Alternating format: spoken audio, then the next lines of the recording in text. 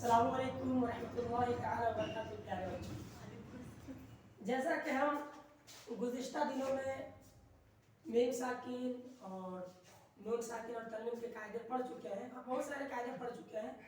कुरान शरीफ के कायदे बहुत से हैं और उनमें एक बहुत महत्वपूर्ण कायदा है वक़्फ़ करने का। कुरान शरीफ तो हम पढ़ते हैं, लेकिन कुरान शरीफ पढ़ने में हम कहाँ पर कैसे रुकें और रुके तो किस तरह से वक़्फ़ करें, उसको हम ध्यान नहीं रख पाते हैं। तो आज के सबक में हम यही जानेंगे, कुरान शरीफ पढ़ेंगे तो उसे रुकने में किस तरह से रुकेंगे और वक़्फ़ करने के टोटल कितने कायदे हैं। तो प्यारे बच्चों, आप लोग गौर से सुनिएगा। वक़्फ़ करने के कायदे 3, वक़्फ़ करने का टोटल कायदे 3 है। वक़्फ़ कहते किसे, पहले हमें इसे समझने की जरूरत है। वक़्फ़ कहते हैं ठहरने को, रुकने को, ठीक है, इसका माना होता है वक़्फ़। तो जब कुरान शरीफ पढ़ते हैं तो रुकने में 3 तरह से हमें 3 जगह को फेस करना पड़ता है, यानी वक़्फ़ करने के टोटल 3 कायदे हो गए। वक़्फ़ करने के 3 कायदे। पहला कायदा नंबर 1, कायदा नंबर 1 ये है कि अगर कलमे के आखिरी हर्फ पर ज़बर, ज़ेर, पेश या 2 ज़ेर या 2 पेश हो तो उसको साकिन कर देते हैं, जैसे अल आलमीना से अल आलमीन। अब हमें देखना है कलमे के आखिरी हर्फ पर, जैसे मैं आपको एक लिख कर समझाता हूं, अल आलमीना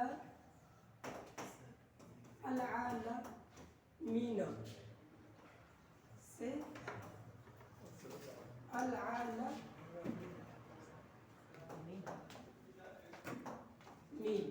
तो एक ये अल आलमीना एक कलमा हो गया। अल आलमीना क्या हुआ, एक कलमा हुआ। अब कलमे के आखिरी हर्फ इसमें क्या है, इसमें नून है। कलमे का आखिरी हर्फ क्या है, नून है। और नून पे क्या है हमारा, ज़बर है। तो यही बोल रहे हैं कि अगर कलमे के आखिरी हर्फ पर ज़बर यानी एक ज़बर, एक ज़ेर, एक पेश या 2 ज़ेर या 2 पेश हो तो कलमे के आखिरी हर्फ को साकिन कर देते हैं। साकिन कर देते हैं यानी उसके ऊपर जज़म ले आते हैं। जब जज़म ले आएंगे कलमे के आखिरी हर्फ पर तो वो साकिन हो जाएगा। जैसे अल आलमीना है तो अल आलमीना पे जज़म लाएंगे यानी कलमे को साकिन कर देंगे तो हमारा क्या हो जाएगा, अल आलमीन। तो अल आलमीना से अल आलमीन। तो पहला कायदा ये हो गया। जैसे और मिसाल के तौर पर समझिए, जैसे नअबुदु इहदिनस सिरातल मुस्तकीमा है ना, मुस्तकीमा लिखा हुआ क्या रहता है, मुस्तकीमा। तो हम उसको वक़्फ़ करेंगे तो आखिरी हर्फ पे मुस्तकीमा, मीम पे क्या है, एक ज़बर है। तो वक़्फ़ करने की हालत में हम उसको साकिन कर देंगे।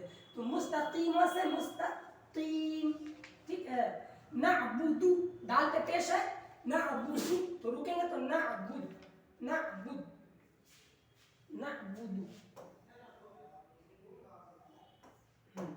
नअबुदु है तो रुकोगे तो नअबुद, ठीक है। वक़्फ़ की हालत में ये है।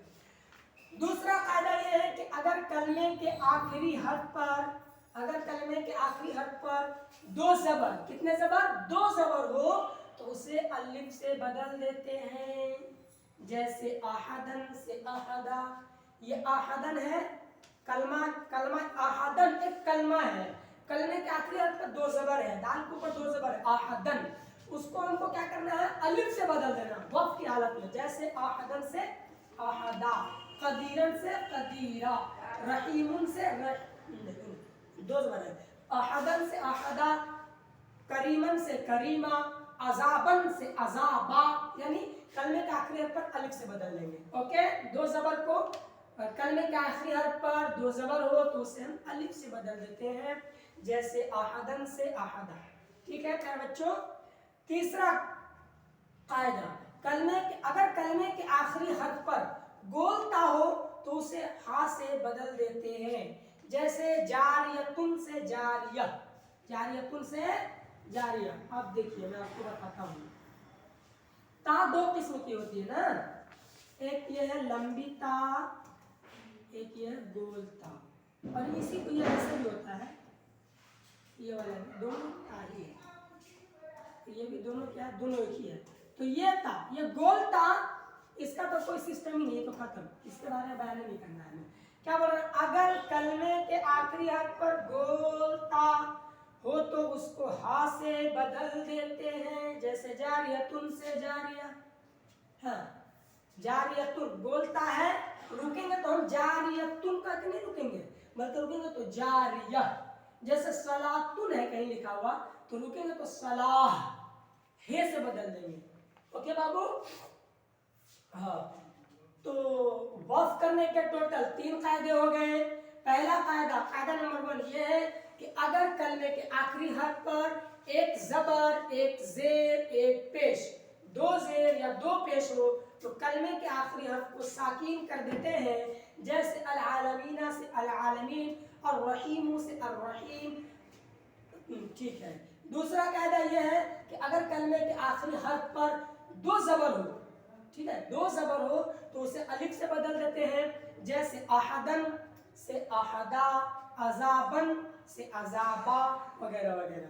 तीसरा कायदा यह है कि अगर कलमे के आखिरी हर्फ पर गोलता हो तो उसे हा से बदल देते हैं। जैसे जारियतुन से जारिया, तो अस्सलातु है तो अस्सलाह हा से बदलते हैं ना। वफ करने के टोटल 3 कायदे हुए। एक यहाँ नोट करके बता रहे हैं कि मीम पर ठहरना लाजिम है।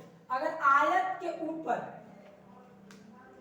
लाम पर है तो ना रुके और ना ठहरे, यानी आयत के ऊपर मीम बना हुआ है, मीम पर ठहरना क्या है, लाजमी है।